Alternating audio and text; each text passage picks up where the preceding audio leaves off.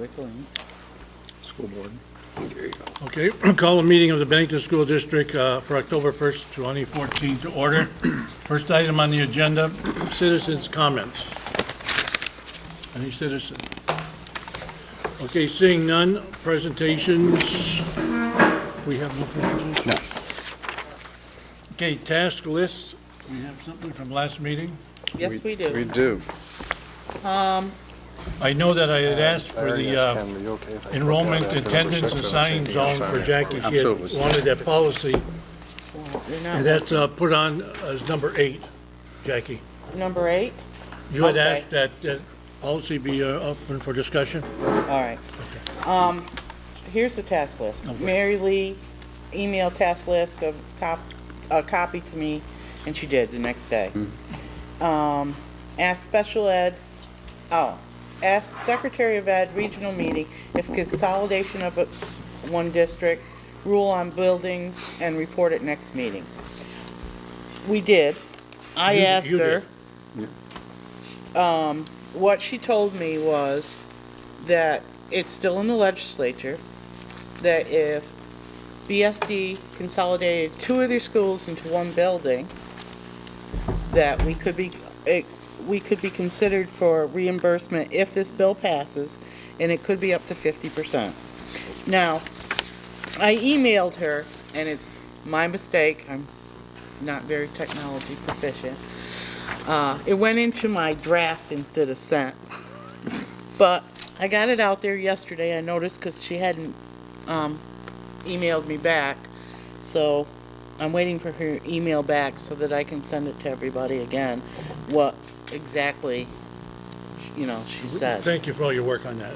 But I did talk to her, and it looks like there may be money if the legislation passes. So we gotta wait. Ken, You know anything about it? He used to work on that test. might it not be a good idea when we meet with our area legislators, whenever those meetings start up again, to see if we can't make a push on our end of the state to push that legislation if it's gonna come up Yeah, this year? support, we'll ask them for their Do we support. have any dates yet for that, Jim? No, I do not. I do. The next legislative breakfast. I'd have to- Okay, So you should probably attend that one for sure. when is it? I don't know, but when it is, you should attend. I'll put that on tonight's task list to find out the date for the next legislative breakfast I to think it get was that. tentatively scheduled for November after the election, so they knew who was in place, but December after the elections. That's, So Okay. nothing I see nothing in No the firm meantime date, because of the yeah. election. Right. Well, there's, Yeah, Okay. you don't know who's gonna be up there representing you. yeah, all right. the Jackie? next thing on it was Resurrect Facility Committee, and we haven't done anything about that, I guess. I gave a, Need to schedule PowerPoint of workforce expectations for board. Jim did send it to all of us, and it was good. I read it. Personal Learning Communities update. We're supposed to get one tonight. That's going to be part of your presentation tonight. Technology update, Chromebooks use and training tonight. Hi, Frank.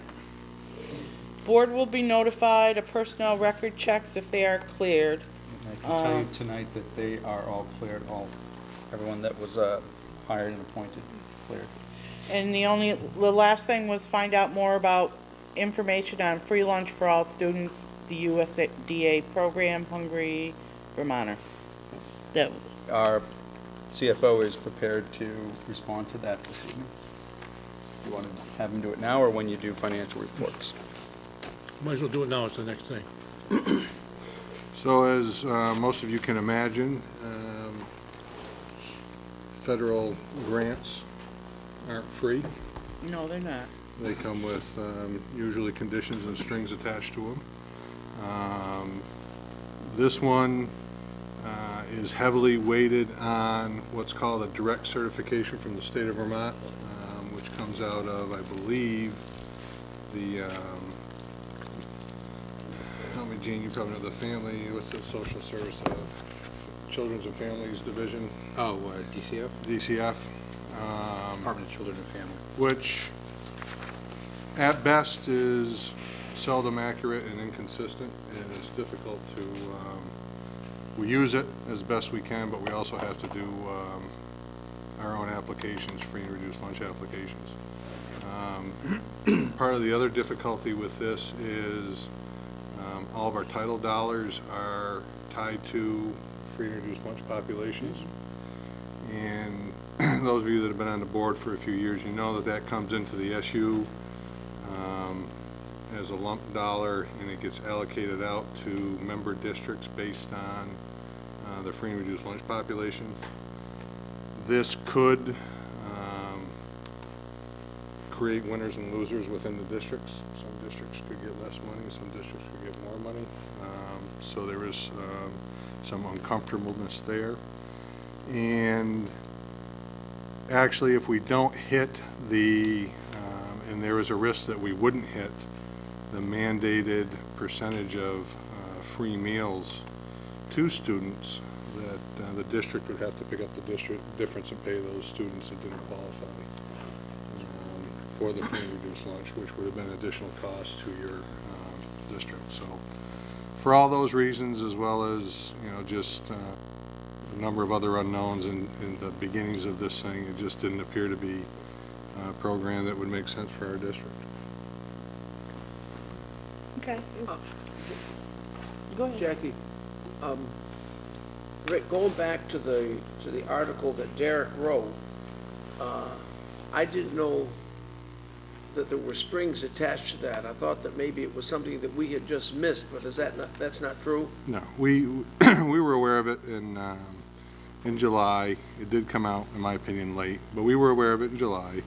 We researched it. We did a number of analyses. There was even some spreadsheet formulas that they, recommended you go through to determine whether it made sense for your district or not. Sometimes it did, sometimes it didn't. It was just too much of an unknown for us to take that risk, in my opinion. And one of the big problems if you got into it, and also the principals would have to be significantly involved in this, because if you got into it, you're going to have to basically do everything in your power to get kids into the cafeteria, try to give them a fully reimbursable meal for both breakfast and lunch. And we went through that process before with a lot of garbage a lot of stuff ended up in the garbage, because to go through to get a free meal, someone, they're going to put an apple on your plate. Oh, I don't want the apple, so I'm going to throw it away.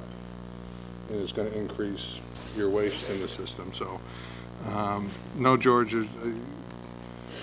I haven't yet seen a federal or state grant that was free. There's always conditions to it. There's always strings to it. And, it's not saying that this isn't going to, and actually I saw a memo came out on Monday where, I didn't read it fully, but, there's some confusion over the direct cert and the title dollars, and telling districts that are in the program how to report some of this so they don't put their title dollars at risk. So there's a lot of unanswered questions around it, and the two districts I know that got into it are supervisory districts. They're not unions, they're K-12 districts. They don't have the risk of that title dollars, because they still, they get $3 million, they spend $3 million. We get $3 million, Bennington gets a piece, Pownell gets a piece. Yeah. And so it would have greatly complicated it. Thank you. Okay. Jackie, any more? No, that was it. Okay. Next item, Finance Treasurer's Report. Did you guys get a copy of that? I did not. Did I anybody? didn't. Okay, we'll just wait on that then. Okay, 5 personnel, nothing. Consent agenda. Can we have a motion to accept the consent So agenda? moved. Second. Second. Okay, discussion. Any questions on the consent agenda at all? Are we full now with the teachers that we have? I'm still short a librarian. Librarian. We've been through an application and interview process. We've been through that twice. We're still, the pool is very, very shallow. Not many certified people available, so we're still in search. Okay, any questions on the consent agenda? Seeing none, all in favor? Okay, unanimous. Okay, No, it's education. not. I abstain. You abstain, I'm sorry. Thank you. Okay, regular education. First, before we start our presentation, I'd like to welcome Donna Colley back. Thank you very much. Glad to see you. Great to be here. What we have been doing, our Director of Curriculum and Instruction and Assessment, Laura Boudreau, is meeting with the principals in all the schools in our district. What we hope to accomplish is an alignment of action and curriculum improvement throughout all schools, not just Bennington schools, because our students are all going in the same location. And what happens at the middle school and at the high school is a direct result of what's happening in all our elementary schools. So it's that alignment that we've been working on. So the presentation you're going to see tonight addresses where we've been on our adequate yearly progress for the past year on the NEAT test, but more importantly, what our action plan is to move forward. And as I said to the staff on our opening day, we're going to focus on staying positive and moving forward. And that's the important message that we're going to continue with. And at this time now, I'm going to turn the presentation over to your principals. So for just gonna start.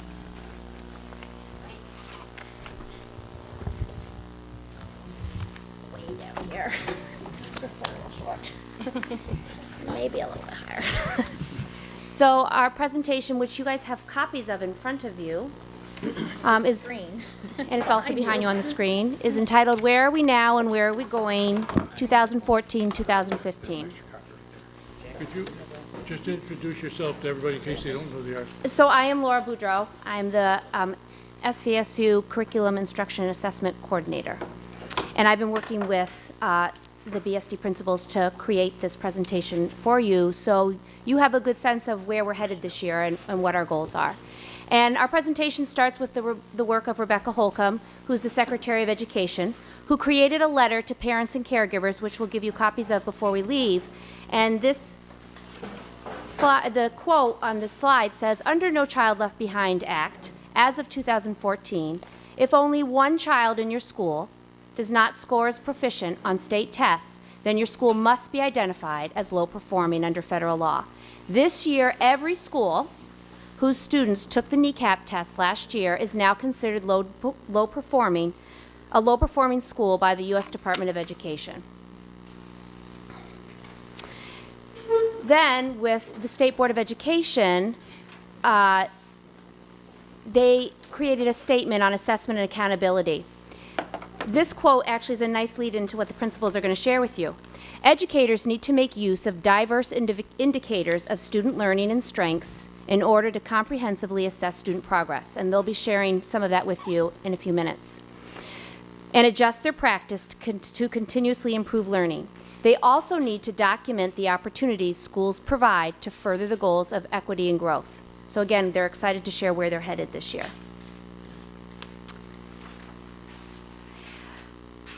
One thing that was documented in the letters to parents and caregivers was 2 or 3 data markers for Vermont, which I thought was very exciting and fun to share with you guys. The first one, Trends in International Mathematics and Science Study from 2013, one of the 2 large international comparative assessments, ranked Vermont 7th in the world in 8th grade mathematics and 4th in science.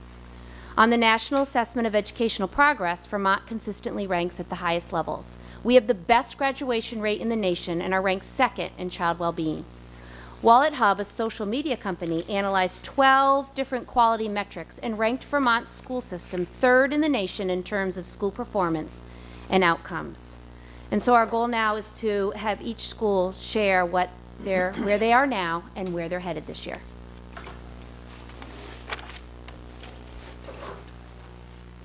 So Thank you. I'm Donna Colley, and I'm the principal of Monument Elementary School, and we are excited to share with you our action steps for the coming years. As you know, as the board knows, we were able to get our feet wet.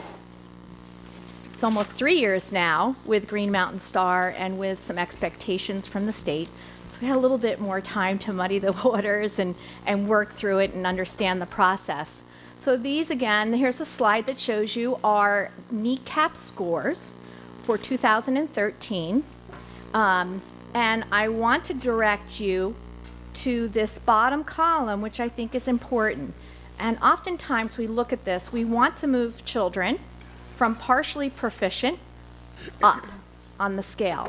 And so that's a real indicator and a real goal. Where'd my little, oh, where'd it go? Maybe it's not working. Oh, there it is. So that's a real nice indicator. We like to see that movement because we know that we have moved children up into proficient or proficient with distinction. That's what we want to see. So that's a good place to look when you're looking at this graph. That's in reading. And here you're going to see how Monument compares. Monument is in blue, and how Monument compares to the state. So children amongst the state, we're doing nicely. We're looking good in regards to what the state average is. Now we're going to go to math. And again, this is a really nice indicator to look at. And you're going to look at that bottom row again. We really kind of focus on moving those children there, as well as others up the column. But this is the real indicator here. These are the children when you're not proficient or proficient or proficient with distinction. That's really important, so we like to see those numbers go down each year in that last column. And where are we now in math at Monument?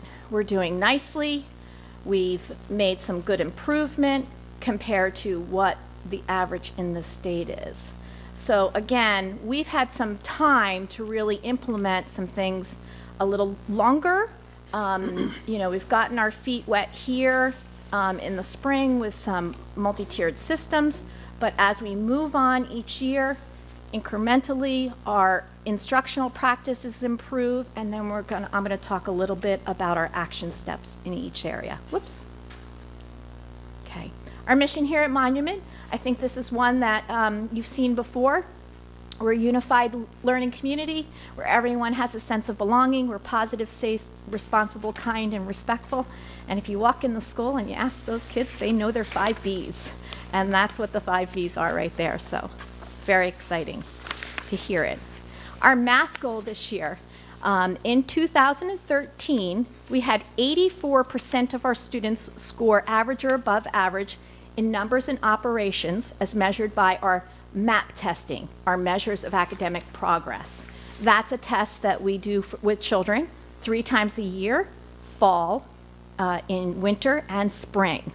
And this is a very good measure, and it does correlate with standardized expectations.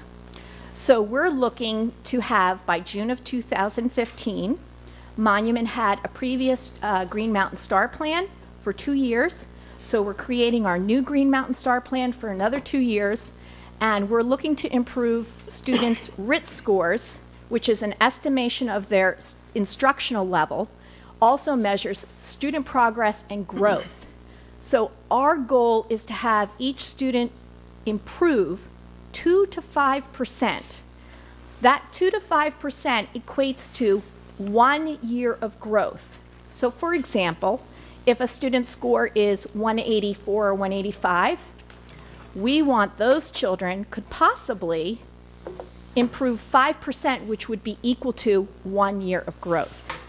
If you have a student with a higher RIT score, such as 215, 1 year of growth equates to 2%. Okay? So we're looking for those students who are average or below the average mark, as well as those students who are high achieving to still make growth. Okay. Our action steps continue to support collaboration time for staff and our multi-tiered support systems. Our multi-tiered support systems allow for student assessment data to be analyzed and tracked in AIMSweb, our school-wide data management system. It allows students to be grouped flexibly among their peers pertaining to their instructional level. Teachers are meeting, I'll give you an example, they meet every single week. We look at our data. We progress monitor children every 2 weeks. We look at where they are, we look at what skills they need, and so those flexible groups can move and change in regards to their needs. We're going to continue our data school leadership team that monitors our school improvement plan as per Green Mountain Star expectations, and continued support for professional development from the SVSU, contracted and outside contractor experts in regards to instruction and student intervention in mathematics. Literacy. In 2013, 95% of our students scored average or above, as measured within the MAP testing again. By 2015, in June, we are again looking for students to improve upon their scores between 2 and 5%, equal to the growth rate of 1 year. And we are also looking at continuing our implementation of the Collins Writing Program for kindergarten through 5th grade to support the vertical progression of writing school-wide. And we began that already in August with some of our professional development. Our action steps, again, improve upon informational text teaching resources that are available in the school, continue to support our collaboration time for staff, and our multi-tiered support system. Again, we're using our data management system, AIMSweb, and that allows us to do our flexible grouping with students. And then we're going to continue with further training throughout the year for professional development in writing by our outside contractor.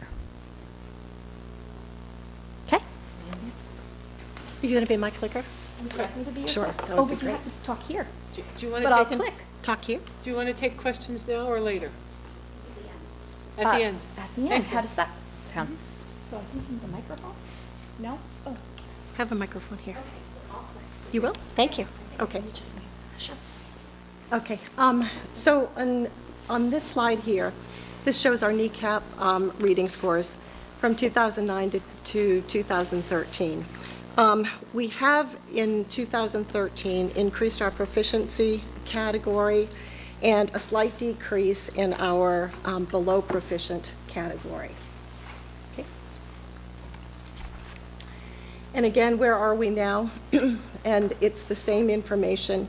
We've stayed fairly consistent from 2012 to 2013, a slight increase in our reading kneecap scores.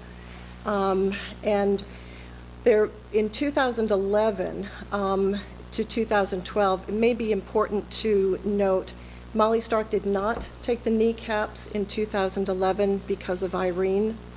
In 2012, we do see a decrease in reading there, but our 3rd and 4th graders, it was the first time they had taken the test. 5th graders had taken it 2 years prior. So it was a little bit, we do see that dip there, and I think certainly that has something to do with that. Okay. In our math scores, we've remained fairly consistent over the last couple of years. A slight increase in our proficiency and a slight decrease in the below category, but we've remained fairly consistent in math. Again, this just shows the visual of the same slide before, comparing 2012, 2013. We've been fairly consistent, certainly with the state, in terms of growth or decreases. Okay. So our purpose at Molly Stark, this is really our mission statement, which has come from our positive behavior intervention supports. So as a community of learners, Molly Stark is dedicated to academic excellence, social responsibility, and personal integrity. Our expectations also from our PBIS is that we are a community that you would find us being safe, kind, respectful, and responsible. Okay. Our math goals for the upcoming years. We hope to increase our MAPS data 2 to 5% per year. Donna did a nice job explaining the different increments of percentages. We hope to decrease our behavior referrals by 5% each year. We want to increase knowledge and practice of universal design for learning, which will include all students in all daily instructional practices in all academic areas. And we want to continue our leadership team that oversees the GMS and SWIFT School Improvement Plan. We are currently in our second year of our GMS and our first year of SWIFT School Improvement Plan, and we're very, very hopeful for that. Okay. Our literacy goal is basically the same as our math. We hope to increase the math data 2 to 5%, decrease our behavior referrals by 5%, increase our knowledge and practice around universal design for learning, and continue with our GMS and SWIFT leadership plan. And our action steps.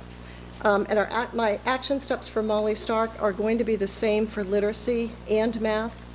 We are really moving towards a school improvement plan that will restructure the academic and instructional practices of our multi-tiered system of supports.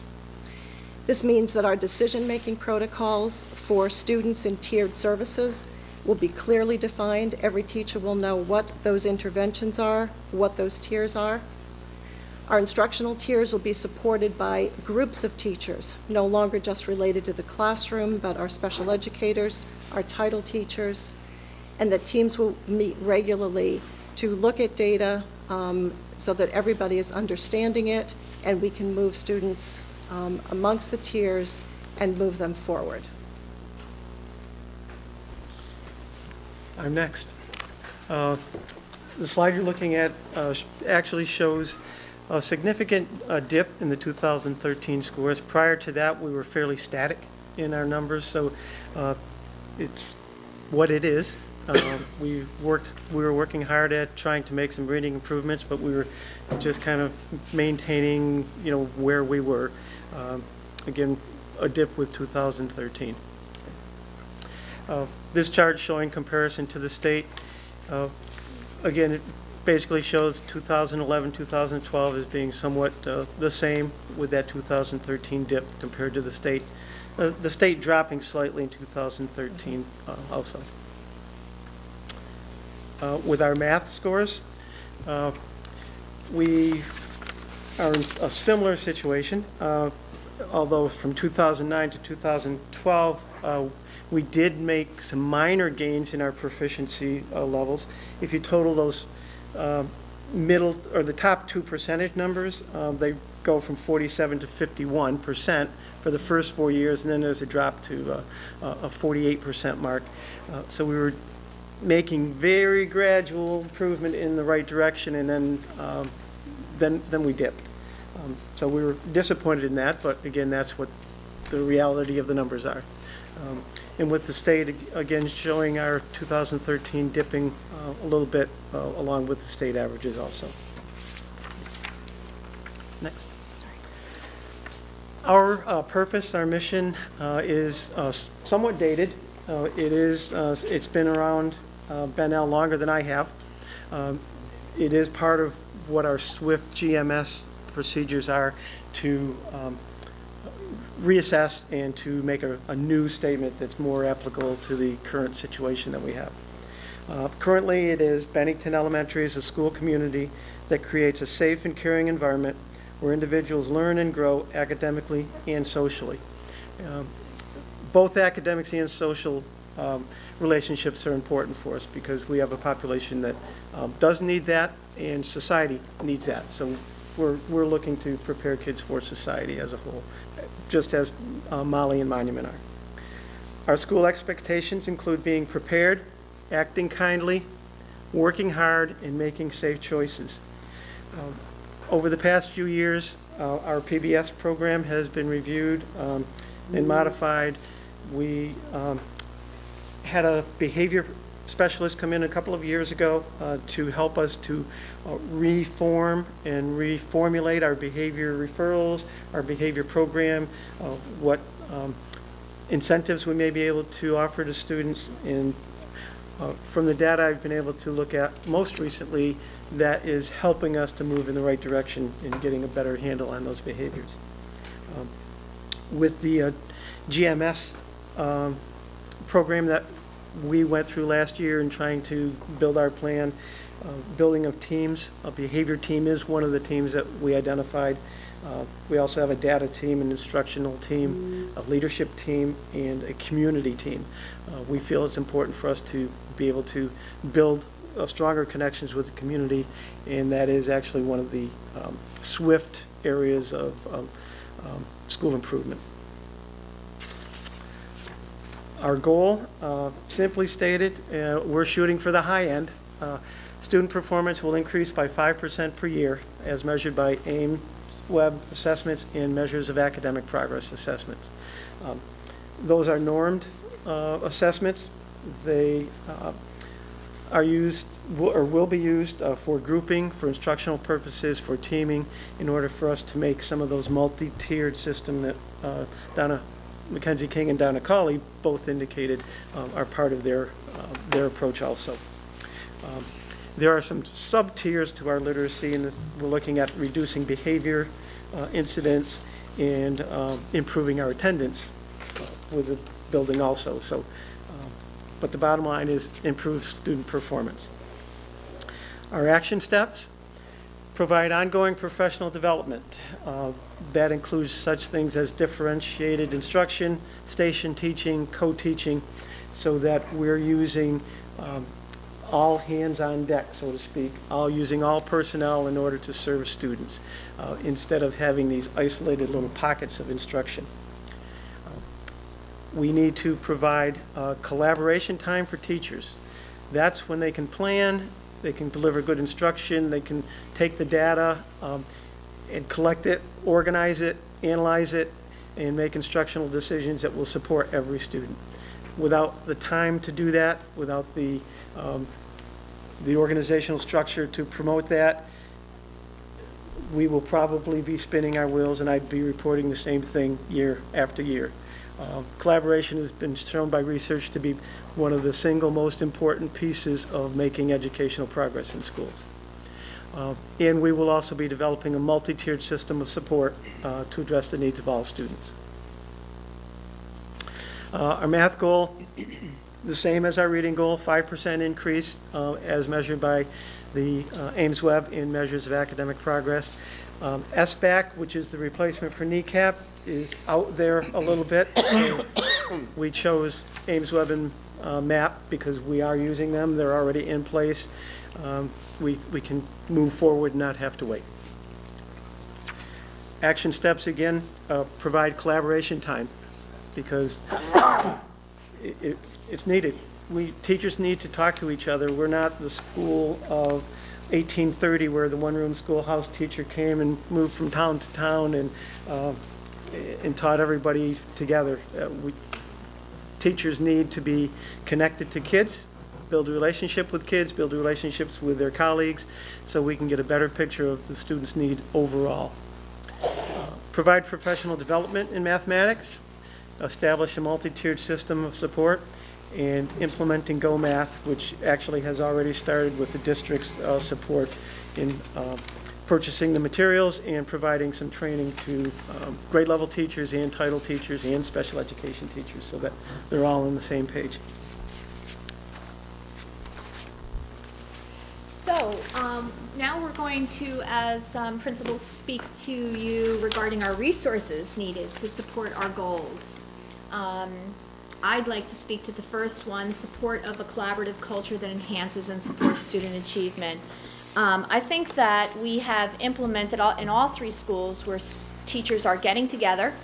They're doing this on a regular basis with protocols to help them have those conversations, look at data, group students, know where they are instructionally, and then in turn, we're able to move those students forward at the rate that they should be moving forward. And I think Next one, I'd like to just speak a little bit to the continued professional development activities in the areas of math, writing, reading, multi-tiered systems of support, and data analysis. Professional development is incredibly important for our teachers. Two of our schools have quite a few new teachers this year coming in right out of college. Although they've been well-trained, they really need to be on board. We need to be delivering the same types of instruction in our classroom. Good first instruction starts in everybody's classroom. Multi-tiered systems of support and the data analysis is another area that's extremely important. If teachers are not understanding the multi-tiered systems, if they're not understanding the universal design for learning or how to look at, analyze data to use it accurately, we're not doing our students the best service that we could be. So we're really looking for professional development to be supported by our board. The last bullet of continued and increased support for after-school remedial and enrichment programming, in my opinion, is crucial for us. I don't think it's any surprise to any of us that society today is not the society that I grew up in, and I think probably you could say the same thing. The needs are different, the social structures are different, family relationships are different, the economy is different, just everything is different. In order to serve our students better, we need not to look at school as an 8 to 3:30 or whatever the hours of that school are, but more as a day of. Students need that support after school. And I would kind of go off of topic just for a moment. It's not just for remediation and enrichment. It's, for all students. What's being done outside, in many cases, is very valuable. Kids enjoy it, it's healthy, it's good recreation, it's good academic, but there are many, many, many students who, when they leave school, don't have those opportunities in order to continue the support that the school is doing. So it needs to be lengthened. Reading and math go beyond 8 to 3:30. When I was a kid, I read the cereal box. Now, many students we're providing breakfast for. We don't have the support to kind of support them in reading the cereal box anymore. But we need to find ways of supporting that. Mosaic and 21st Century were very, very valuable. We missed the boat, so to speak, in this past round. Hopefully that will come back, but we need to continue to look at ways of supporting that after school or before school, or both, enrichment and remediation and activities for kids. So we're going to close with the work of Rebecca Holcomb, and she had this wonderful quote at the end of her letter to parents and caregivers, which we did bring copies for you. Vermont has a proud and distinguished educational history, but we know we can always do better. We are committed to supporting our schools as they find more effective and more engaging ways to improve the skills and knowledge of our children. As we have done before, we intend to draw on the tremendous professional capability of teachers across the state as we work to continuously improve our schools. We are very excited for the school year and the work that we're about to embark on. Thank you, and we'll take questions. Each of you spoke about collaborative time within your school and within. I wanted to know, when is it done? And how much is it? Like, is it every week? Is it every month? And along with that is vertical alignment. Sure. I'll jump in first since, I kind of stressed that somewhat. We have minimal amount of that time at Bennell. There's a 40-minute period once a week in which we are guaranteed that all the appropriate parties can get together. We have some minimal time at other times during the week where grade level teachers might be able to get together, but it's a significant barrier for us in moving forward. We have minimal time. And have you tried, for instance, like grade 2, like one teacher has art, one teacher has music? Well, you've tried that. Yeah, we've looked at every possible way that we can think of in restructuring that schedule, and we have been unsuccessful in coming up with the answer for us. We are going to continue to look at it. The administration of the supervisory union is committed to and recognizes how important that is, and we've heard their concerns. That's part of tonight's presentation was it was a learning experience for myself also. And we plan to address that. Well, good. And the after-school remediation and enrichment, I know you lost your funds from the last meeting that we had. So is there any plans in place for that? Or are we going to have like a benefit or something to raise funds? Or?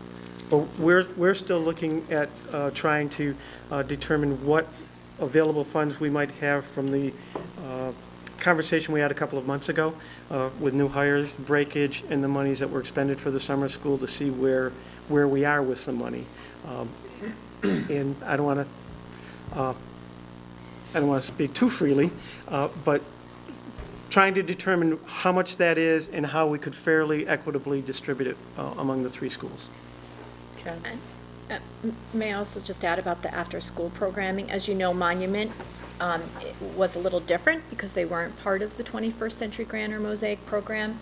So as a board, you have supported the after-school funding for that. We did have the spring program, which was nice. We were able to get off the ground with creating that, and we're looking to implement the fall for our students. Again, similar to the spring. Oh, I just have one other, and it's really just an observation that I made.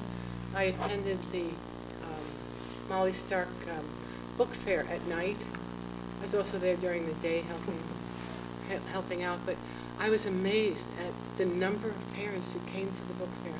It was overwhelming for me, and it was overwhelming for them too. They didn't expect that many people in there, but That's good. almost every parent that came in was like, oh yeah, let's go. And they came out with 3 to 5 books. So I guess I want to kind of applaud the parents in this district for their extreme value for reading.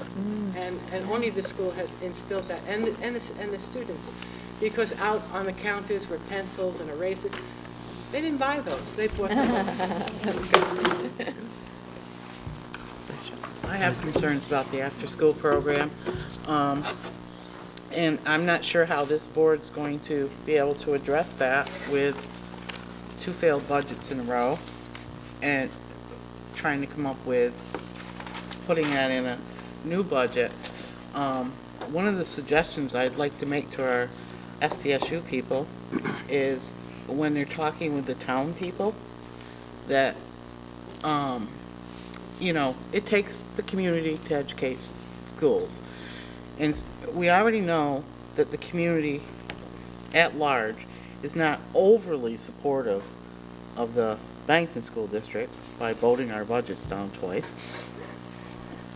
But they are always supportive of the town budgets.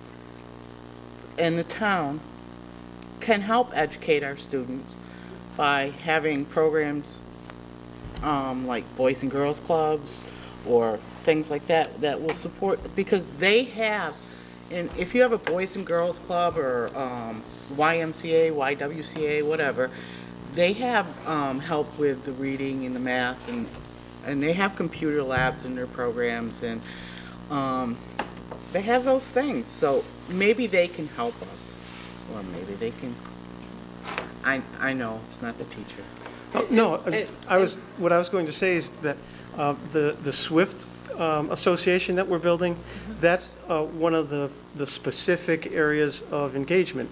So I'm looking forward for some expertise, some growth, some ideas on how to make that stronger. So I think that relationship for us, it won't be next week, it may not be over the year, but it will help us to build some of that may gain more support that would be good for kids. It's time. I mean, the people that are in the place of power in this community need to realize that we are not just an aging population, that we have children. And if we invest in our children in this community, they may stay in this community and they may grow this community. I'd like to piggyback on Jackie's statement, and in March each year, we vote on the town tax. And we, in the town, if you're a nonprofit, you're allowed to take a petition around to the community and ask for a certain amount of money. So I'd like us to consider doing this, if we're allowed, and at least fund a summer school with that money. That's a good idea. We have to find the parameters that the selectmen set for that, and we follow the nonprofit for sure, but, see if we could do that outside the regular budget. It's a good idea. Any other comments or questions? Write that down. I just wonder, Sorry. in my reading, how I keep finding decreases in the teaching of cursive. Are we still teaching cursive here in the Bennington School District? What grade do they get that? Third. Is it just the 1/3 grade, that's it? It begins in third grade. Well, you can continue third, fourth, fifth, okay. And the other thing is that I brought this up at the SVSU meeting, is that I had a couple of parents talk to me about the Common Core and how difficult it is for them as parents to help their children, because they do help them, and when they get the homework back, it's marked incorrect even though it's corrected, because the system they use to arrive at the answer isn't what the Common Core uses. And I had asked our superintendent if they could set up some training somehow hopefully next month or so the parents can learn how to help their own children out, because that's a big asset to have parents sit down for half hour or more in the evening working with their youngsters on reading and doing math. And I know Jackie had mentioned it before, Paul had mentioned it before, that they had difficulties with theirs. So superintendent said he was going to look into doing something like that. We've also heard it in some of the other towns, Yeah, particularly Woodford. with the math. Yeah, math has always been terrible. Okay, thank you for that good presentation, appreciate that. Do we have anything under special ed? Not this evening. Okay. Okay, policies. We have two here. A, 6350, grade advancement, retention, promotion, acceleration. We need a motion to just warn this. Again, it's not locked in, it's just warned. So, second. Okay, we have a motion and a second. Does anybody have any input or ideas that they would add to the policy committee? Well, on the policy, the one about enrollment zones, that one? No, we're doing retention, promotion, and acceleration. I have a No. question of Yes. the I have one on the principals. other one. Okay. Just, do we retain students? On occasion, it's not, I it's was- not a broad, kind of large number, but there are occasions that we do. Because it was, under previous administrations at SVSU, it was always believed that we should promote socially. And of course, I don't Promote believe in what? that. Say it again. Socially. Social promotion. It's really looking at students individually, progress monitoring students. Well, I know we're and doing it's, that more now. Social, This was- academic, emotional, you take all of those into consideration of, Not based just on grades. yeah. This came up at the SVSU meeting as well, and I had read a study, I think there were 2,000 youngsters, and they say there's really no benefit to retention, because I think they were saying something like 75 to 80% of the kids that are retained, some don't graduate from high school even. It really is a stigma. They sort of get down on themselves, and what they had mentioned was a real asset was summer school. The kids who can go 6-8 weeks in the summer and pick up all the material that they missed because of maybe absence, sickness, whatever it may be, that's a big asset, and it really helps the kid move forward more than retention would be. So that's something Now we have- Jackie, the two Jackies have mentioned before. We have the 501 policy, so if a child is deemed 501 in special, it's not really special ed, it's special health. 504. 504, okay. Regular Regular ed. But if they have asthma, right, and they're out for like 4 or 5 days sometimes, that plan kicks in and helps the student become remediated right then. They don't have to wait till the summer. Okay. Any other comments? Seeing none, can we have a motion? All those in favor of warning 6350 grade advancement? Aye. Okay, unanimous. Okay, B, Jackie had asked for this for a general discussion. It's our school building enrollment zone and attendance out of assigned zones. We had a little problem last year, if you remember, where one family had two youngsters in a school, and they wanted a third, and, you know, we, especially in this school, we And over... you'll see it's not addressed in the policy. This is the only policy we could find on school zones, so there was nothing in this policy about, How to move the kid. yeah, is there, you don't address in the policy, what I believe what happened was you had children in the school, and then they had siblings coming up, and In there's a nothing different school. that guaranteed them to go to the same school. And And Well, the other thing that it needs to revision is the fourth paragraph where it says, any request by a family for reassignment must be in writing and must be into the superintendent by May 1st, and it was the year that this was drafted. Right. Yep. And so my suggestion is just to change that and delete that whole sentence and just put in yearly on May 1st.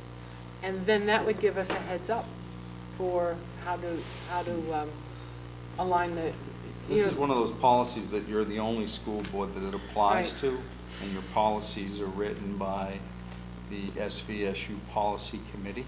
and the policy committee, which I'm on, said it's up to us. the reason Right, why we have that's- this policy is because we have 3 buildings. Right, I understand that. Just pointing out And to you. we can't put every kid in Molly Stark, or every child in Monument, or every child in Bennell. So this, I think the policy is well-written as far as addressing that. They're not guaranteed. But there has to be a course of redress for a parent, and I think that's what Jim is saying.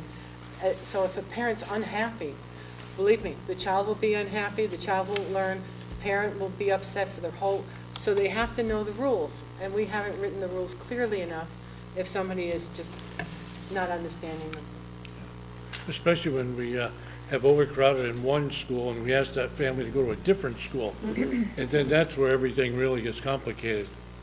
And some school districts handle this by lottery. So, you know, every year there's a lottery.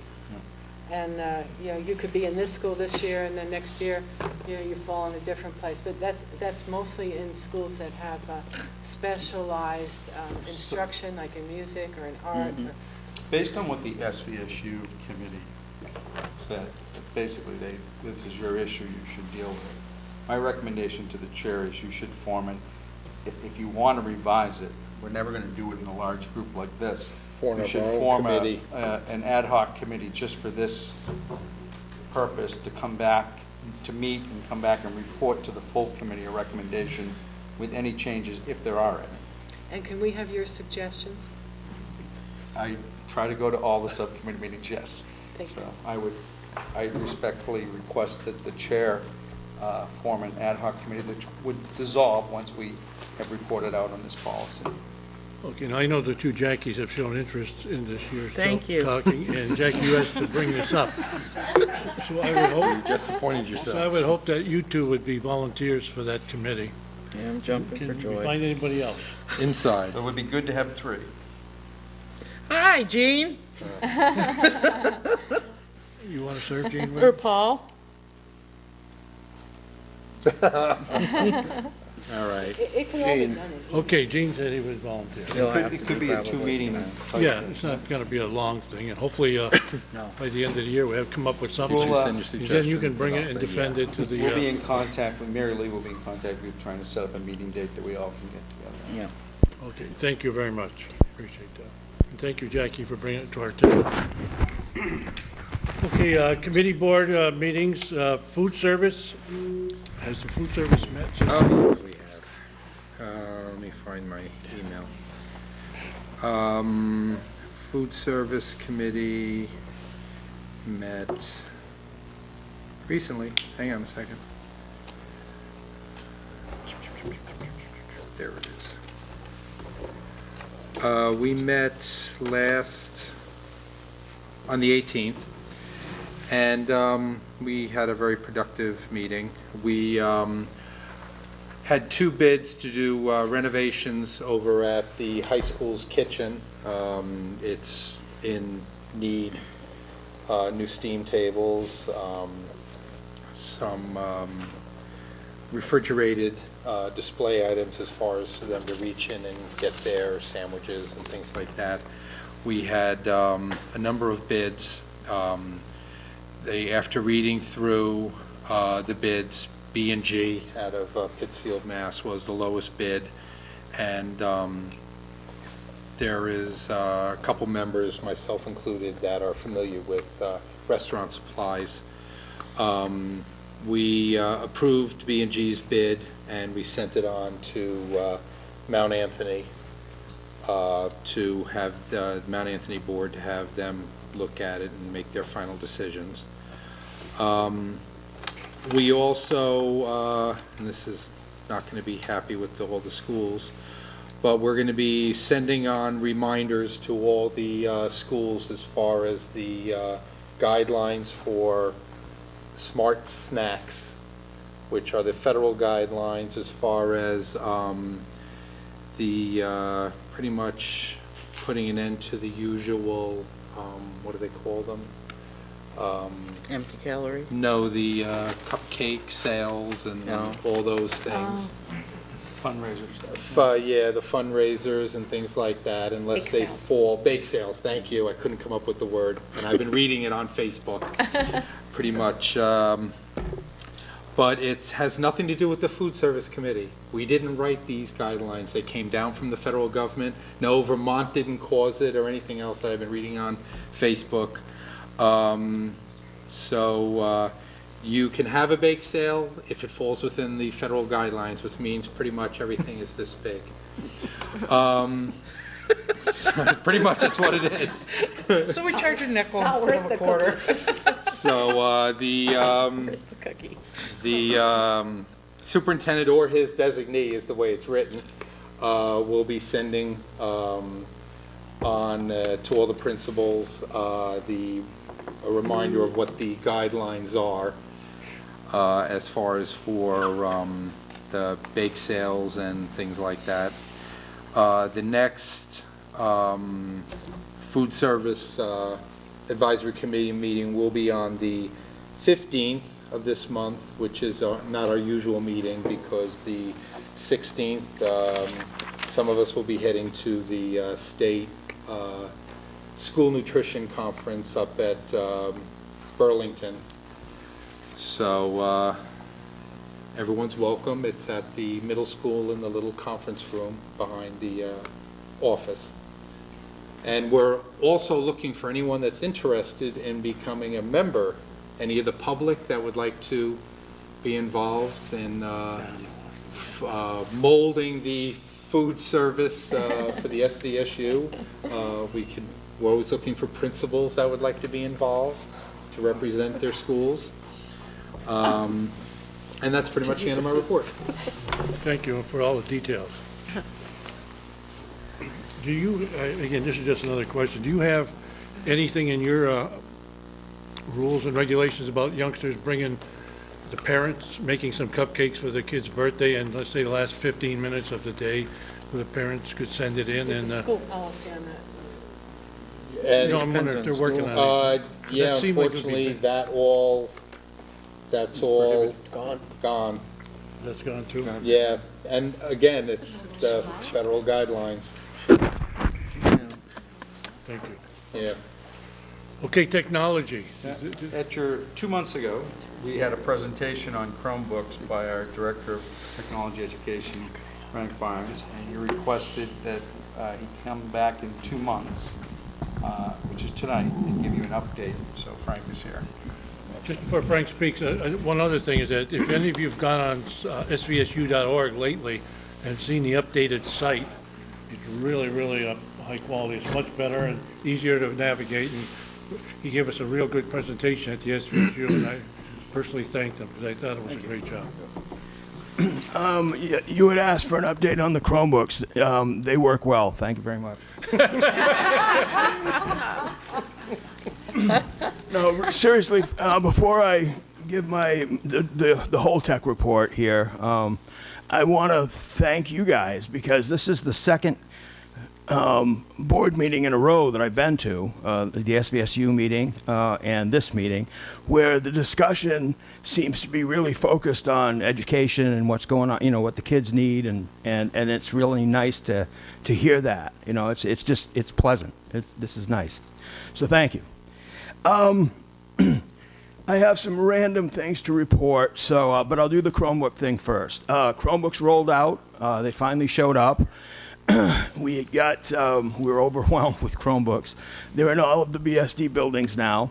I know they're operational in Monument, and I'm not sure if they're totally online. I think they've been given to teachers in the other two buildings, and they, but I don't know how deeply they've got into using them. But I know that the teachers who have been using them at Monument have been very happy with them, and the students have been very happy with them. They start up, just like I demonstrated at the last meeting. They do what they're supposed to do. And one surprise that I just heard this morning, actually, that was really encouraging, one of the classes that was scheduled to go to the lab to do their map testing, Sally Bisacchio was in the room, Sally's our tech integrationist, and looked at the teacher and said, "Do you want to try to do the map tests on the Chromebooks, like right here, right now?" And she said, "Sure, let's give it a shot." And it went smooth as silk. That was here. That was here. Yeah. Yes. I saw it in progress. It was awesome. Yep. Which will cut down our testing time too.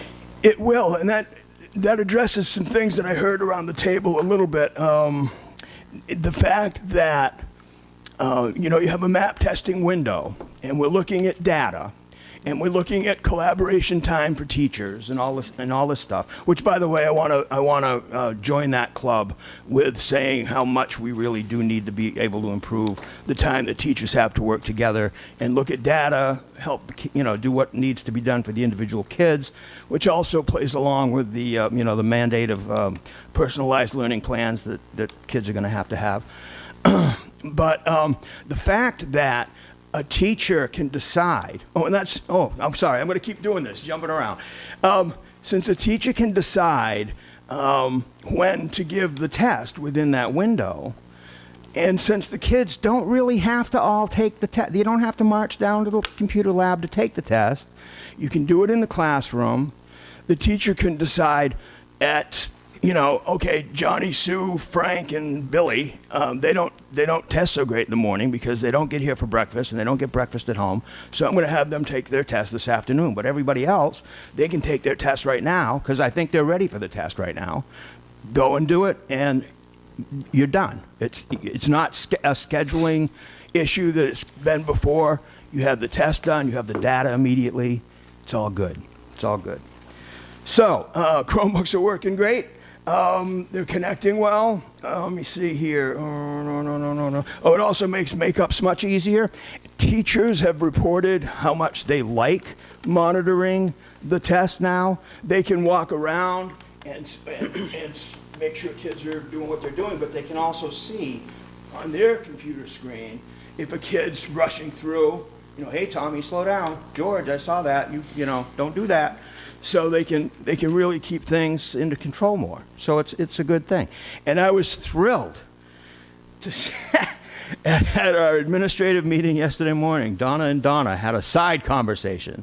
And they were talking about you were talking about the NWEA site. And you're saying, did you see the new NWEA site? How good it is and how easy and all this stuff. It was like, wow, this is pretty nifty. That brings me to the map testing part of the technology. The fact that we're doing them on Chromebooks now, or can do them on Chromebooks eventually, the fact that they're online now so that we can get that data immediately and work with that data and drill down individually to what the kid needs specifically. To move forward. Where was I going to go here? That was it, I guess. Just the as we grow, as we expand there, we're going to see more progress in that area. So I'm happy with how the Chromebooks are going. We discovered. Actually, we've been dealing with, for a while, an issue with the wireless systems. I think things are working okay here right now. No? Okay. One of the issues we're having with the wireless systems is there's the controller, the master controller back at the ranch over at the high school. It's an SVSU level issue, but it has to operate properly for the wireless systems to work within the buildings to get to the servers and controllers in the buildings. And the flash drives, we've gone through 2 in the last year. They should never go. It's something that just shouldn't go. Something in the machine is causing this. We have a defective machine, essentially. We're working with the company. We're trying to get it all straightened out and squared away. It's just not an easy fix. We work around it, so that's where we are right now with that. We did have a tech committee meeting, and that was on the 13th of September. We decided that we'll meet on Thursdays, so the next meeting is next Thursday, the 9th. We basically had not, it's Thursday, the 9th at 3:45 at central office. The buildings are putting together tech committees within the building so that everybody is represented well. BSD has been represented by, well, Sally's been there, Deanna Donza made it to the last meeting from Monument, Megan Olson, and still looking for somebody to come from Ben L. But the committees are being formed in the buildings to be represented at that meeting. Sally Bisacchio and I did a presentation on how to use Google Docs at Molly, and I thought it went very well.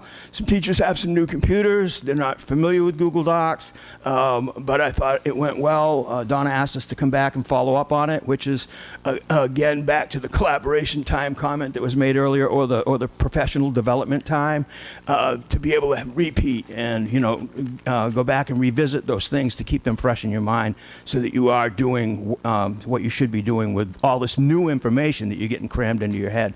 That'll be very, very helpful. And that's pretty much it. If you have questions, I'd be glad to. Yes, Jackie. I knew you'd have a question. I don't know why, but. The testing that they do on the Chromebooks. Yes. Is that almost like a simulation for the testing that they'll do, or is expected Yes. to be done at the end of the year? So in other words, they'll have greater familiarity with the test and probably higher test scores. I'm hoping. Yeah, I'm hoping. Especially if again, since the data is immediately available, and the data is also, there's more of it, as far as drilling down into specific needs, specific areas where students are. It's not just a wash score where you're looking at, they got a 215 or they got a 188. It's, okay, how did they do in, this comprehension question? How did, and it's adaptive. So it goes up or down depending on how, as far as easy or hard the question is, it goes up and down compared to the answer you just gave. And are teachers allowed to take their machines home? Yeah, teachers can take their machines home. I was just thinking about considerations for practice. Yeah, and another thing too, which is another thing that was brought up at this table earlier in the meeting. You brought up, Jackie, the student who, it was the summer school thing, which is a whole issue. We could talk a long time about year-round school, but I won't. I don't want that many bad phone calls coming to my house. But the fact that if a kid was out with asthma, and we allowed, we had in our policy that the kids could take home their Chromebooks, they could still be in school. They could be home having their asthma attack, but, be in the classroom virtually through the, with the camera. And people do this, and we could do it too if we just set up the system in a way that. The sign-out system. I mean, the system bureaucratically, not the system electronically. That's all set, yeah. What happened to the policy we were writing at the tech committee, it was last year, on kids bringing the Chromebooks home, or computers home? I was just looking at some policies today. It was the Wordsmith that to death. 6148. Is there one that we're in the middle of? One went through. 6148 internet use policy, and No, it wasn't part of that. We did talk about that the meeting before, but the following meeting, probably the last meeting I went to, Frank, and then I got put on something else. we talked about a policy that you were gonna send to the policy committee, and we wordsmithed it. Sally was there, Elaine Hewitt. Yeah, you sure somebody that's from not the one that was I don't know. voted on? That's the one I'm thinking. But in looking through policies today, there's another policy. It's very, very lengthy, and it's like 20 pages long, and it's also related to the same, much of the same information as far as using computers and using the internet. And it hasn't been updated since 2001. There's a lot of old language in there, and I'm going to send that along to Leon, I guess. Leon still a chair? No. Yeah. Policy, yes. And recommend that we take a look at that. Actually, I would volunteer to like update it Yeah, because the one we and talked show about it was and then only work like on 2 it from there. pages. Yeah. Frank, I know that you spoke to it earlier. I still think that it's crucial on this business of orientation, of getting back to the faculty, the teachers at the various schools. Even though you've had one, and from what you said, that it was well received at Molly Stark. Yes, and I think it's I'd invite, important that we don't let a long period of time go before we have another one and another one and another one, so that they're fully knowledgeable of what we're expecting. I agree 100%. And, you know, I'll say publicly now, I mean, guys, just get in touch with me when you can, when it's convenient for you to have Sally or Dave Hansen or myself come and do, you know, to follow up on the tutorial we gave, give other tutorials.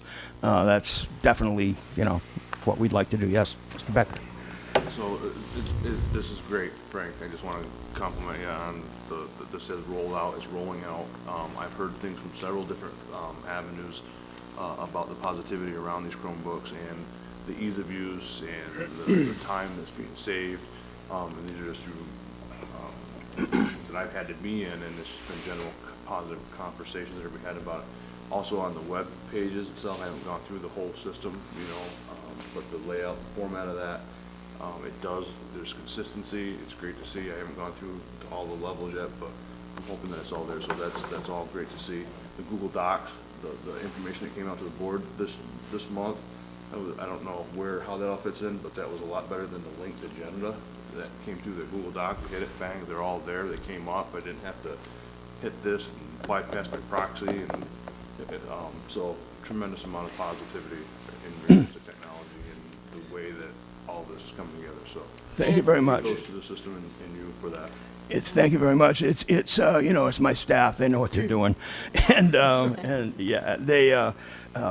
My request is that as things as we do have glitches, and we'll always have glitches.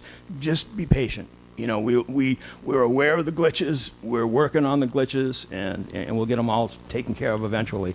I'm pretty pleased with how things are going. Thanks, Frank. Okay, Jackie. I can always get onto it takes me a while, but when I come to the schools, I can get onto the internet. These people can't. See, Unless you use their We telephones. need a login. yes. And the login we got last time didn't work. Is there anybody who can't get on right this minute? Try, I don't know if Chip set it up in this building You yet, gonna but do it publicly?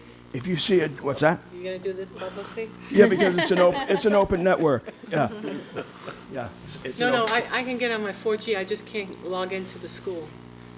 Right, that's what I was gonna, but, Yeah. but I won't do it publicly because I'm not sure if Chip set it up in this building yet then, but You can just send me the thing an email. is, if any one of you are on the internet in this building, then it's not the internet or the wireless system that's the problem, okay? It's a setting on your machine, and I'll invite you again, everybody, you can come in the central office anytime, and Marcia or Elaine can set, you know, if anything needs to be set on your machine, they can do that there. But yeah, that's all I can say. Or I could have someone come to a meeting and set you up here, if you'd like that to happen. At the next BSD meeting, I could bring a technician just to check everybody's machine and make sure you have everything A login. set the way it needs to be. A login just floats in, and I don't have a login. It gives you 4 choices and none of them work. They're all locked. But I don't have that. She's special. No, actually Elaine set my computer up. It That's takes, good, it Frank. takes it time. Are we good? Bring the technician to the next meeting. I will, be happy to. Thank you. Thank you very much. Thank you. Thank you very much. Okay, SVSU meeting of September 24th. Yeah, I wasn't there. no, at the, I'm going to also call on the superintendent in a minute, but I'd like to, that one of the items that was well covered in the Bennington banner, in an item that we were concerned with, is where the mandate from the state and federal government pertaining to preschool and the warning that our superintendent has given us, a preliminary concern and warning, is that the funding may not be there. And this is going to have an impact, but I'm going to call on Jim in a minute to elaborate on that. Another item that our superintendent brought up at the supervisory was the duties of Donna Leap, who was back with us again, and he'll explain her duties and her job. We welcome her back to the district. And another item is that the central office, the superintendent, is working on the various job positions and coming up at the personnel committee with a organizational chart, which we'll be bringing back to the various boards. We're working on it and clarifying the various jobs that are out there and the openings that are still there. So I'm going to call on Jim to pick up on those and give us a little more information. Do you want me to give that now or under the Yes. superintendent's report? Yeah. Well, first, let me continue. I'll talk about what's in my report. First, I'd like to introduce Donna Leap. Welcome her back. Donna is back as a .4 assistant superintendent. What does that mean? That's 2 days a week. Her primary responsibility, is going to be coordinate federal programs or federal grants.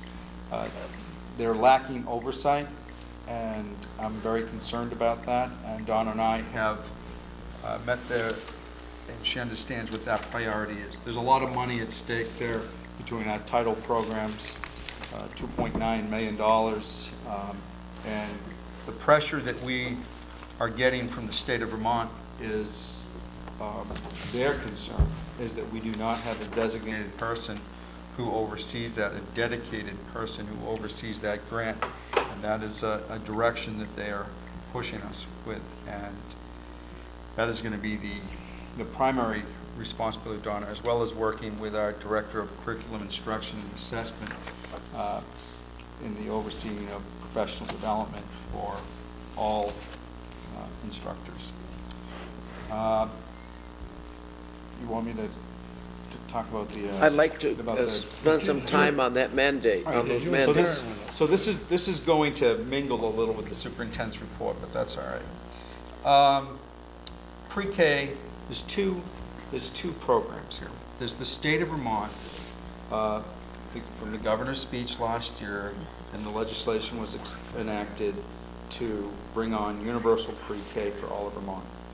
Now, their definition of universal pre-K is 10 hours a week for 3rd and 4th graders. You know, 3 and 4 year Did I olds. say 3 and 4 year olds? I don't know. You're tired, aren't you, Jim? Yeah, Jim's, yeah. Sorry. This is what happens when you go last, you know, so 3 and 4 year olds, 10 hours a week. So that is the universal pre-K for the state of Vermont. We have, as I said, George is right, as I said at the SU meeting, concerned about funding sources and what impact this is going to be on our budget. The second part of pre-K is the state of Vermont has applied for a pre-K expansion grant. $10 million is at stake for 4 years. It's a competitive grant, so there's no guarantee that Vermont will get it. And they're looking for supervisory unions to sign up as partners. The deadline is tight. We were at a meeting on Monday in Rutland on this grant where the state is doing 4 different district meetings, regional meetings, to entice supervisory unions to sign on and be sub-grantees as part of this grant. I have some concerns about that. We talked earlier tonight about the Mosaic grant and the 21st Century grant, rather, and the loss of that and the impact. I think we need to understand that if we take this grant on, we're going to own it after 4 years, and that's a concern. I was going to bring that up myself. This grant, the expanded, so this is the federal government model of expanded pre-K. It is only 4-year-olds. You got it right this time. And it is full-time. And the definition of full-time is the length of the school day, or a minimum of 5 hours, 5 days a week. Mm-hmm. So there's a question of capacity. Do we have enough physical space for it? It wouldn't necessarily be in our buildings. It could be our pre-K partners. But if the pre-K partners are involved, then they have to meet the standards, particularly on licensing of teaching. Mm-hmm. Pre-K is changing. They want, the federal government holding this money out wants high-quality pre-K instruction, and that means curriculum alignment, and that means teacher certification alignment. So the SU's role, one of our roles in this at the sub-grantee, would be overseeing that expansion. What we're working on right now is what they want our 4-year-old numbers, which probably somewhere around 200, 210. Subtract out all students already in Head Start, maybe about 170. This money from this grant can only be used for students who are at 200% below the poverty level, or are at the poverty level. So if we have a economically mixed classroom, you know, it won't pay for everyone in that classroom. That's not fair. So that is a concern. Here's the deadlines, and this is the other problem with this pre-K expansion grant. The state wants a commitment from us a week from tomorrow. Now, when was this informational meeting? Monday of this week. They want me to sign an MAU, a memorandum of understanding, that we commit to this. The meeting Monday, I asked them, if I sign that, what's the commitment? Because there's no way I can have our boards approved by this. So what if I sign the memorandum of understanding and then our board says no? What's the penalty if we withdraw? The answer was there isn't a penalty. You know, we can't force you to do it. It places a burden on the state, because if they commit in their grant application that they have to submit by a week from tomorrow to the federal government, if they say that they have 5,000 students statewide, and that's the basis of their grant application, and we pull our 200, they got to find 200 more to fill it. And that's not going to be easy to do. So what I did today, I sent a response back to the state telling them that I'm not going to sign the memorandum of understanding by their deadline unless it's modified, that clearly spells out that we can withdraw without penalty if the board fails to recognize it. And the other issue is every grant comes with what's called the scope of work, lists what the scope of work is. And I haven't seen that yet. It's not completed. So when I look at the first page of the memorandum of understanding, It's like signing a it blank says, contract. I give assurance that I agree to do Exhibit 1 of the memorandum of understanding. You look at what Exhibit 1 is, it's the scope of work. So my response to the state today was, without the modification of the memorandum of understanding that allows us to opt out without penalty if the board doesn't support it, and without the scope of work being produced before I sign it, I feel I can't do it. So don't have a response. Now here, that doesn't mean we're out of the grant. Why they're pushing that they have everyone's memorandum of understanding is because when they submit their application to the federal government, they get higher points for higher numbers. So if we do a memorandum of understanding, if they have those already signed, their application gets rated higher than somebody who doesn't have it. So they get, that's, I mean, they're trying to get, it's an extremely competitive grant. And I really don't know where Vermont, stands with the federal government on pre-K. I don't know if Act 166 hurts us or helps us. I don't know enough about it, because would the federal government look at it and say, well, Vermont's already ahead of the curve on pre-K because they enacted 166 and you're going to get everybody 10 hours a week. And will the grant money be more concentrated in those states that have yet to do anything? Or are we looked at in a better light because we took that first step that they want to send the money our way? So I don't know, and in the meeting that I went to Monday with the state, I really don't think they know. They're very enthusiastic and passionate about it, and I do think that the statistics bear out. Pre-K education is a good thing, particularly when it is of high quality. And but I also have seen statistics that say, pre-K education works very well in the population that is at or below the poverty level. Population above the poverty level, I've seen no statistical evidence that those students are any more advanced with or without pre-K.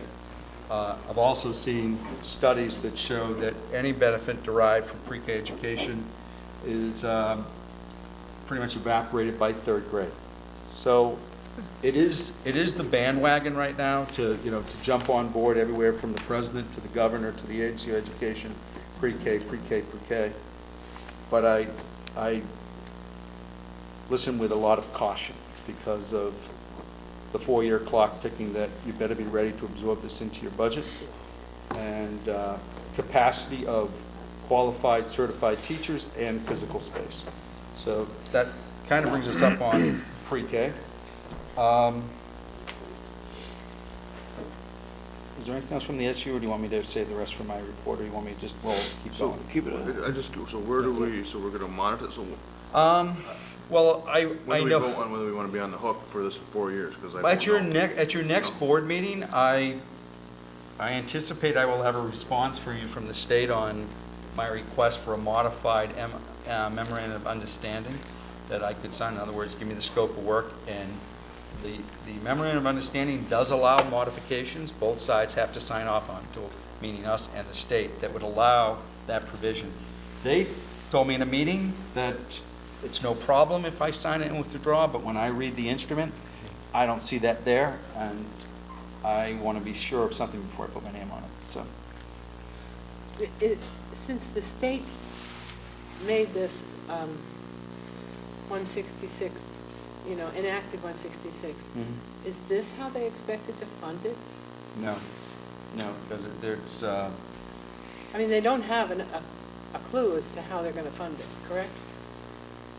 I'm sure some people feel that they do. I'm waiting to see where the dedicated revenue streams are going to be, but the deadline is for the next school year, which means it impacts the budget that we're about to begin work on to set. Yes, but when 30 schools throughout Vermont vote down the budget, where do they think the money's going to come from? I don't know. So that, when you said this is where, there's this, I just assume that this is how they expected to fund it. And only for 4 years. No, it's two different things, because the expanded pre-K money is only available to those communities or those that have a higher population of students 200% below the poverty level. So at the meeting that I was at, there were some communities that their free and reduced lunch count was in like the 20% range, and they were basically done. This isn't. We don't have enough numbers that this would be worth what it is, because of what our free and reduced lunch numbers are. I think we're attracted to. We're exactly who the state wants in the grant, but we don't have enough information that I'm confident. So in 4 years, they could go and say, well, we'll continue to fund students with free and reduced lunch, but we won't fund the other students. So is that when we start charging other people? That was a topic of conversation about whether a public school could charge tuition, and of course, no one had that answer, and the assumption is no. But if this is an enhancement, like you could charge for an after-school program. If this is not a mandated program, could you charge for it? Again, One of the reasons. I don't have these answers, and that's one of the reasons of my, I mean, this was, we got an invitation maybe a week and a half ago to come to this meeting on Monday. On Monday, they told us, we need you to sign on by next Thursday. So, Jim, oh, excuse me. I wouldn't sign it. I mean, in 4 years, we're gonna be holding the bag, and we're gonna have to pay for a full day of preschool for 200 and something kids. Number two, I have a problem with that we're only gonna be funding kids below the poverty line. What about the middle-class parents that can't afford high-quality preschool? Yeah. You know, their kids deserve to go to school too. And that will be under the governor's plan, but that again is 10 hours a week. Yeah, that's the not 30. full-time. So, you know, no, it's not fair. It's not fair to everybody. And if it's not gonna be fair to everybody, then we shouldn't, this board, I don't believe, should sign on to it. One of the reasons why kids in poverty make such great gains is because they're mixed with kids who are not in poverty. And so they share some of the kind of peer support that they need. So, let me get back to that. I don't have all the answers. And I brought this to the attention of the supervisory board meeting last week, and I'm bringing it to your attention. I brought it to the Woodford board attention this evening, earlier at their meeting. Because I want you aware of some of the things that we're dealing with. But we're not ready to come to the board with this proposal. Because there needs to be a lot of debate on whether, this is worth it or sustainable. And I don't know if we listened to all the cautions on the 21st Century Grant, that it was in fact a grant, seed money, that eventually we should have been building that into our own program. We knew it. Yeah. We just couldn't afford it. Yeah. And this could be a very similar thing. So I guess, thank you for the caution and the oversight, because we don't want to continue down that road of jumping into something and not being prepared for it. I won't sign it if it commits us to anything, if they won't add in that provision that we can withdraw without penalty in writing, then I won't sign it. It doesn't mean that we're excluded, it just means they don't get as many points in their application, and we can still pursue it and vote to be part of it later on. It will happen quick. The money is supposed to be distributed after January from the federal government. They will know within 90 days from their application on whether Vermont will get it, and we'll see what happens. Can I have another question Yes, on go ahead. daycare? Preschool. Last year, Karen got funds, I think, from a special grant or something to start our pre-K. Initially, the first year. Yeah. And so we're gonna have to eat those funds this year too, already. There was a lot of startup money for Division Street in that grant, correct? Yes. Yeah, and we're just beginning that budget process this year, so. Oh, yeah, that's another question. When are we gonna start I- the budget process? It's Well, October. do you want me to just continue with what I have Yes. for my report? Or- yeah, okay. So, I want to talk about professional development. I want to tell you what I've been doing since we last met.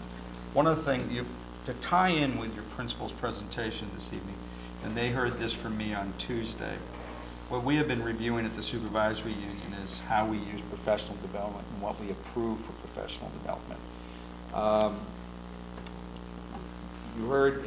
I heard in their report the other day, what we're pledging to do is to use data to drive and make decisions for professional development. And so that could be a change in what gets approved and what doesn't get approved. I've been working with Donna Leap to try to develop that, and Laura Boudreau. My goal would be to develop a grid or a rubric that goes to the principals, because the professional development form as it is right now, the principals sign off, then it comes to me for approval. And I'm not always sure that one side knows what the other side is doing.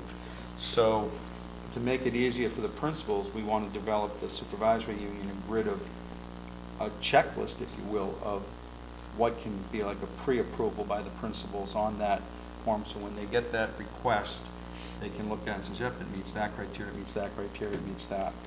Then it comes to us, but it really needs to be aligned. If we're going to improve instruction and improve the learning of our students, we need to make sure that our professional development is linked to that. And that doesn't mean that we don't, approve courses for people who are in a master's program or somebody who wants to go on to a different training, like you're a teacher and you want to go get a master's in administration. We still approve those type of things. But a lot of, particularly the conferences and workshops that we send people to, we want to make sure that they align to our goals. It says on our professional development forms that it should, but we're just going to renew our effort to make sure that it does. And that's one of the initiatives that we're launching at central office. George mentioned the other thing that I'm working on is a central office job classification study. We have a lot of positions at central office. We're identifying titles. We want to rework job descriptions and classifications. I'll just use these as examples. Should a payroll clerk be making the same rate of pay as an accounts receivable clerk? Now, I'm saying this on television tomorrow. There'll be two people in my office saying this. So I'm just using those by example. That's what a classification study is. Where are they working at level? And the next thing that we're working on is unbelievable as this. We call them off-contract employees. So an off-contract employee is somebody who, like myself, Donna, Laura is, they're not part of a union, so we negotiate a contract. Mistakes get made in payroll and in benefit assignment when you don't have standardization. So our preliminary review of this, to start this project, shows that our off-contract employees, there's like 27 different ranges of benefits. Somebody gets 15 vacation days and he gets 20 and I get 25 and your sick days cap at this number and his cap's at another number.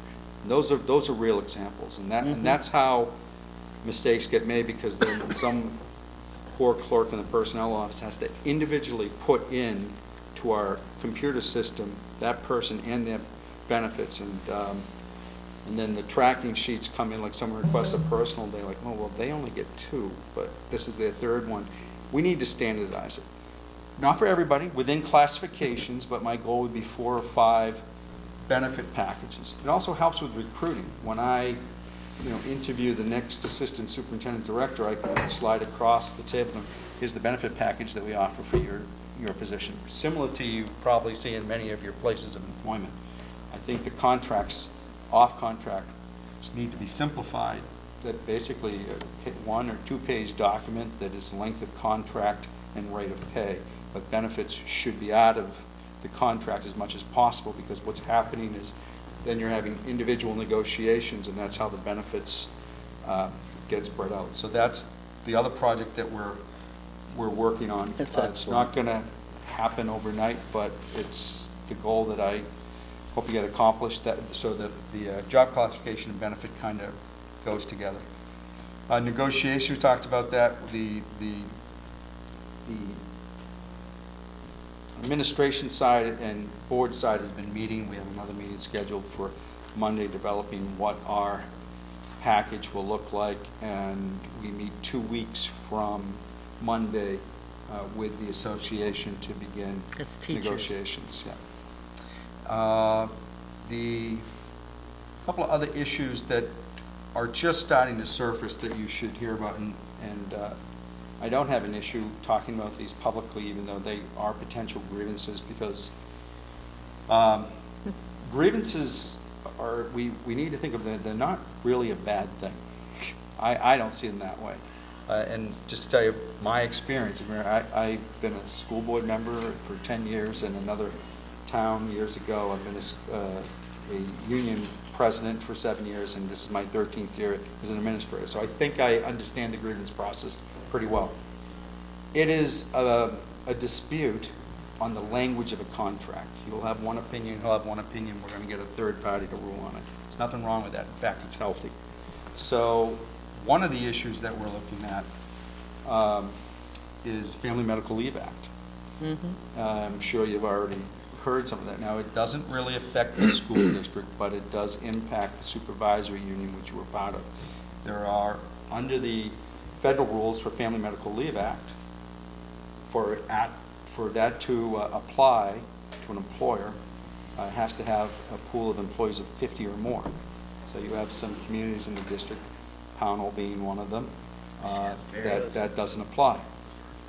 Now, the common understanding about that is completely opposite, because they see themselves as an employee of a bigger district. And it cuts even complicated by even more, because if you're a special ed employee in that Pownell district, you are covered under Family Medical Leave Act because you're an employee of the supervisory union.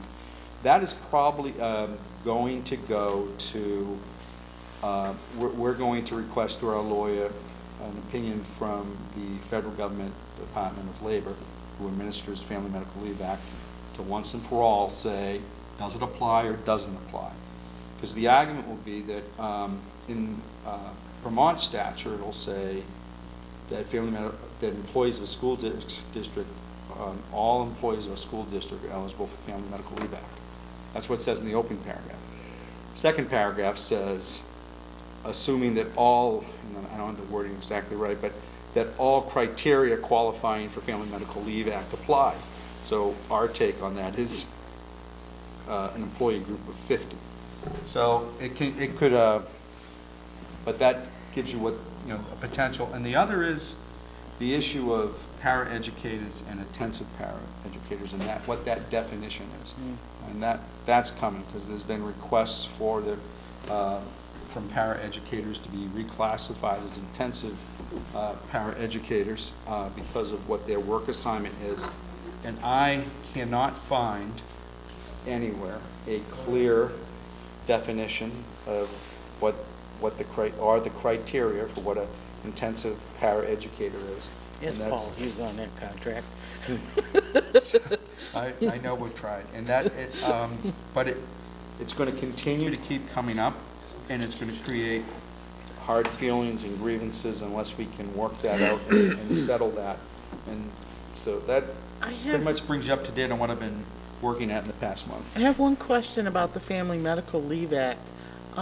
Do the contracts, the individual contracts that we give our employees, the paraeducators and the teachers, if their contract states something different, which one do we follow?